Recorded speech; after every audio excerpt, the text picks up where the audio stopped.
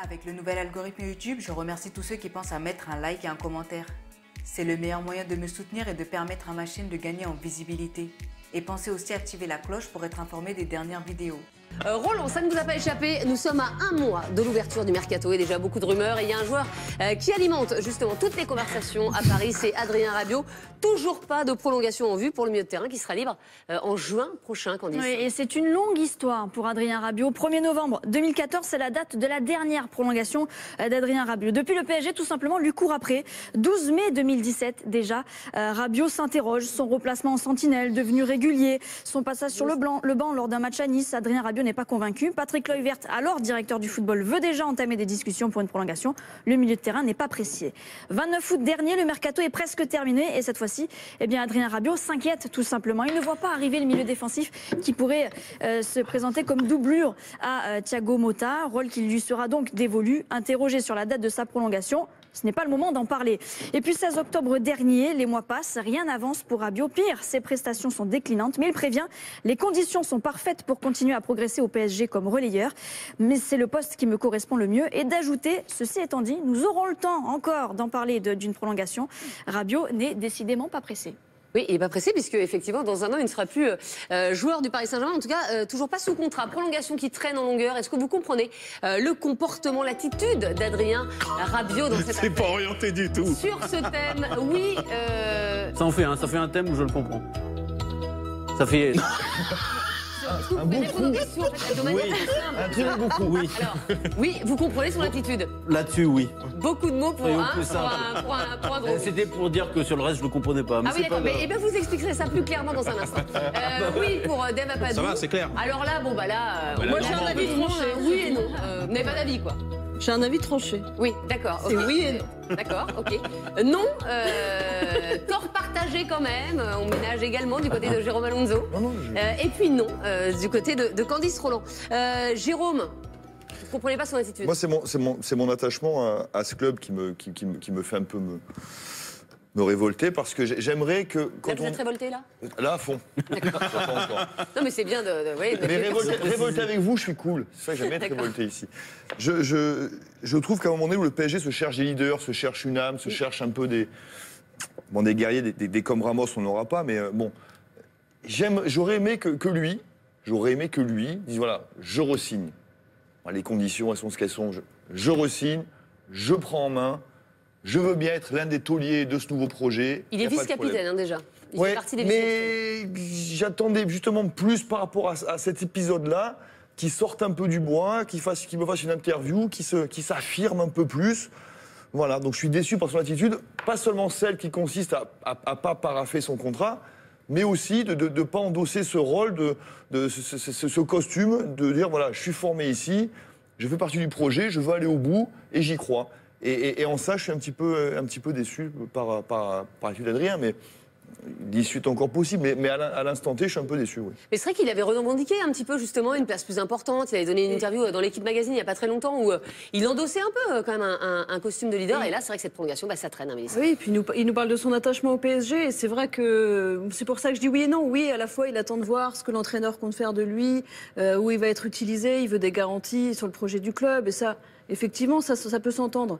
Mais il faut qu'il se demande maintenant la carrière qu'il veut faire. Je ne suis pas sûre que Totti, avant de prolonger un contrat, il se demandait qui va être entraîneur de la Roma. Ou je ne suis pas sûre que Maldini se demandait mais qui va devenir l'entraîneur avant que je prolonge ou pas. Si lui, il a confiance en lui, si lui, vraiment, il a un attachement au PSG, si lui veut faire une grande carrière, il faut aussi se donner les moyens au niveau du caractère, dire voilà, je signe, un signe fort, je veux faire ma carrière dans ce club, j'y crois. On ne peut pas à chaque fois regretter qu'il n'y ait pas assez d'identité, qu'il n'y ait pas assez d'institutions, qu'il n'y ait pas assez que personne n'habite à ces clubs pour pas regretter qu'un joueur qui était formé et qui a un talent exceptionnel du foot français hésite avant de prolonger et d'y inscrire toute sa carrière. Mais Mélisande, t'as raison. Merci. Mille fois raison. Mais... Sauf que ça dit justement ce qu'est ce club. Mais oui, tu peux tourner dans tous les sens. Et après...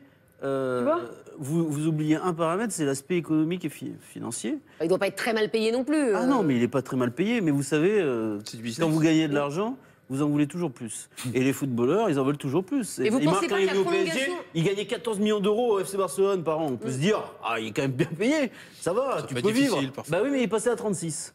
Donc à chaque fois, Adrien Rabiot et sa représentante, à savoir sa maman, jouent là-dessus et jouent la prolongation, les prolongations, et ça se passe toujours comme ça, pour faire grimper au cocotier les dirigeants du Paris Saint-Germain.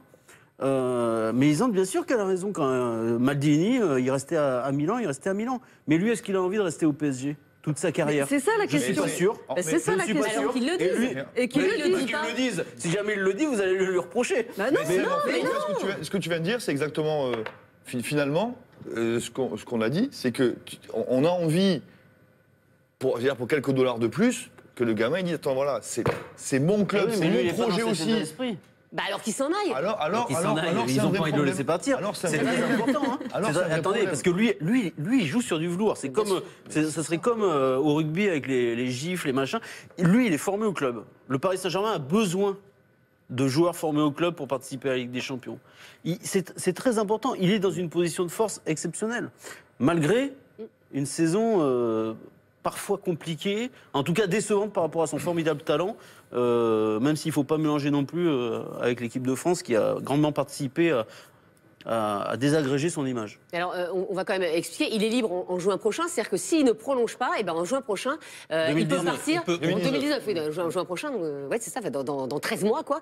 Il peut partir et le PSG ne touchera pas 1 euro. Aujourd'hui, son prix, j'ai regardé sur Transfermarkt, c'est 45 millions d'euros. On va dire, c'est cadeau pour un gros club. Compte de ce qu'on dit, ouais, mais enfin, on parle de quelqu'un à qui il reste un an de contrat. Enfin, les chiffres sont un peu devenus fous. Mais est-ce qu'on regrette l'attitude? Moi, je rejoins. Moi aussi, j'adorerais que Rabiot, francilien, soit quelqu'un qui s'inscrit. Non, mais franchement, ça doit être faisable. Bah oui. Ça doit être faisable dans un club qui a les moyens de le faire. Parce que c'est vrai qu'on dit toujours Maldini, Messi, etc. Mais ils étaient dans des clubs qui avaient les moyens. Totti, c'est encore un peu un autre cas. Non, mais tu peux dire des Rossi, des grands joueurs. Et on ne peut pas dire oui, le projet du club balance. Et après, à chaque fois, dire des Rossi. Des Rossi, il est resté quand son club, il mettait pas un pied devant. Je suis d'accord. Et là, encore plus avec Rabiot, dont le club, le PSG, a les moyens de lui faire gagner des trucs et de le payer grassement. Maintenant, est-ce que je le comprends? On parle de quelqu'un qui est dans le foot business, qui joue sa partie lui aussi. C'est-à-dire que les clubs, quand ils jouent leur partie, c'est-à-dire en faisant leur transfert, parfois même sans trop demander aux joueurs et en tirer un bénéfice, etc., qu'ils ont leur propre stratégie, on ne peut pas maintenant reprocher aux joueurs qui sont une partie intégrante de ce business-là aussi de jouer leur partie. Lui, il joue sa partie. Dans un peu plus d'un an, vous l'avez dit, il sera libre et il aura l'embarras du choix. Moi, ce qui est dommage avec lui...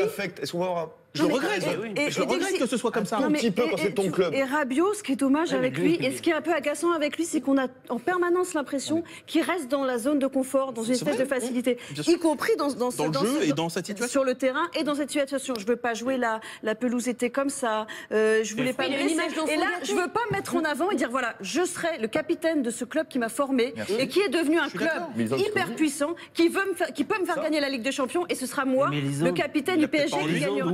Mais il n'en a pas la personnalité. Il en a, voilà. Sauf que dire ça, vous pensez tout ça, et il avait commencé quand même à sortir un peu de dire ça, c'est difficile. Avec l'âge, tu peux changer. Un Zidane, par exemple, a changé avec l'âge. Bah oui. Oui, mais là, à l'heure qu'il est, Adrien Rabiot, il n'a pas le charisme, pas la personnalité qu'ont pu avoir des joueurs très jeunes dans d'autres grands clubs.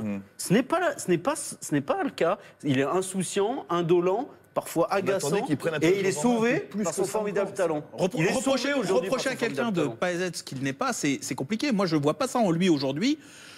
Il a de la personnalité pour d'autres choses, mais surtout pour ce qui le concerne lui. Mais la personnalité dans le collectif, je ne le vois pas, par exemple, en équipe de France. Je ne le vois pas dans son manque d'engagement, pour le coup, en tout cas clair, avec le destin du PSG. Est-ce que je le regrette? Oui. Mais est-ce que je comprends par rapport aux cartes qu'on a et le connaissant lui? Franchement, oui, je comprends la situation. J'écrivais tort partagé parce que aussi, je parlais d'affect. L'affect côté PSG, je ne l'ai pas vu non plus. Pas plus que ça. Enfin, vous rigolez. À un moment, il ne voulait pas jouer Sentinelle. Le PSG a décidé de pas faire. Enfin, ils ont toujours été un peu. C'est un peu dans un cocon quand même. C'est deux mots un peu antinomiques. Mais on peut pas dire qu'ils se dégagent. Antinomique aussi. Moi, je fais quoi tout à l'heure? Hégémonie. Et antinomique, c'est bien aussi. Antinomique, c'est plus simple. On comprend rien à cette émission. Non, complètement perdu. Non mais franchement, on peut pas dire que le PSG était méchant avec lui. Au contraire, c'est quand même un club qu'il l'a plutôt protégé, etc. Mais pour revenir sur l'image d'Adrien Rabiot, c'est vrai qu'on a tous dit que c'était un joueur qui avait énormément de talent. Et puis il y a eu l'histoire de la Sentinelle. Je veux pas jouer Sentinelle, qui a un peu égratigné son image. Et puis après, il y a eu là l'histoire de la Bulgarie. Je veux pas jouer, j'ai peur de me blesser, il fait trop froid. Est-ce que là, c'était pas aussi un moyen de redorer un peu son image et d'avoir une image un peu plus costaud, quoi. Il s'en fiche visiblement. Et vous savez, l'interview, je sais plus qui parlait de ça tout à l'heure, l'interview qu'il a donnée à l'Équipe Magazine il y a quelques semaines, elle est très révélatrice de qui il est. Il a critiqué son capitaine, Thiago Silva, qui, quoi qu'on en pense, est un immense joueur du football mondial. Il le critique publiquement. Et en revanche, au niveau, là où j'ai dit qu'il avait pris un peu d'assurance. c'est sûr.